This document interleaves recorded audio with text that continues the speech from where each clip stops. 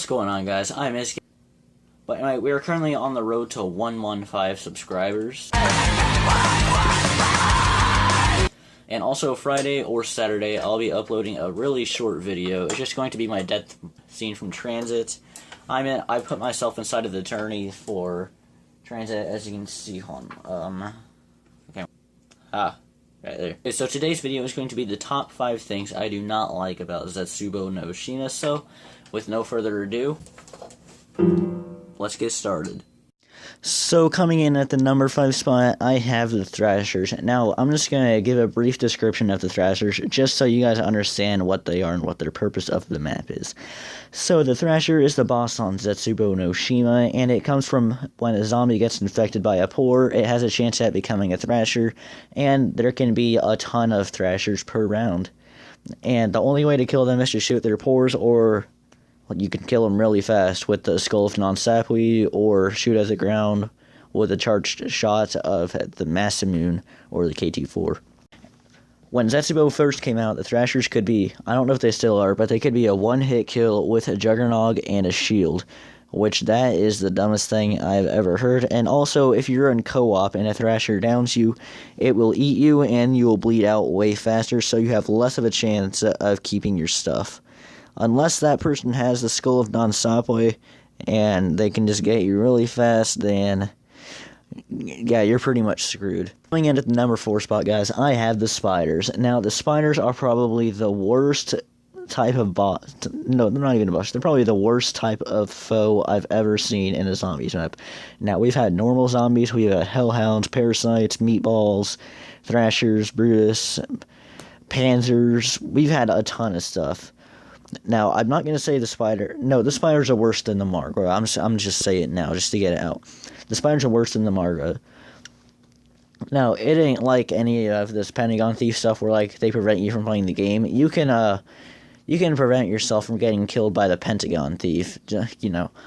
But, in turn, if you manage to find a spot where the Spider's covered up with their webs, then, yeah, you're screwed for life, bud. Unless you have an explosive and are really good at training, or you have the KT4 or Mass Immune, you're completely screwed, because you have to tear off those webs, and if you're hoarding and you need to go somewhere to buy perks, and you don't have a shield, you are definitely screwed. Coming in at the number 3 spot, guys, I have turning on the power. Now, to turn on the power, what you have to do is you have to go to Lab A and Lab B, and you need to fill at those power stations with eradicated water, which is the blue, purple, or green water. Once you do that, you need to head over to the main bunker and open up the first door, which is the only door you can open inside the main bunker.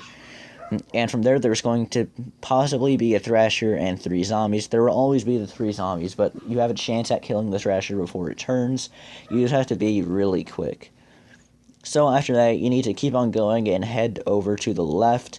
And then from there, you need to go into the water, and you need to tear off some cobwebs, and then you need to survive and kill like 20-ish zombies underwater, which you don't have to be underwater for it, but you gotta kill them, and they're underwater. And then after that, turn on power. But then to Pack-a-Punch, you need to go collect the piece that came out from after you did the first part of turning on power, which was tearing off the cobwebs.